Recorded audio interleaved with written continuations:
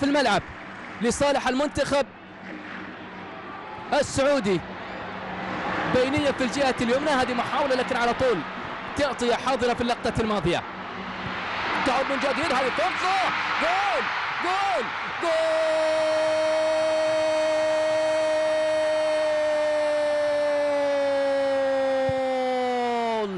الأخضر بمن حضر، الأخضر بمن حضر. 12 دقيقة فقط كافية لأن يسجل الأخضر السعودي أول أهدافه بواسطة سلمان المؤشر.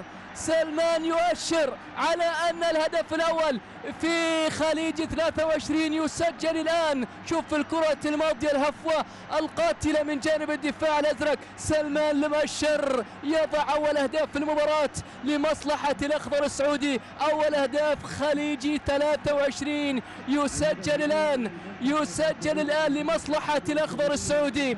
1-0 للأخضر، 1-0 للسعودي. يسجل المؤشر، يؤشر على تسجيل الهدف الأول في مرمى حميد القلاف.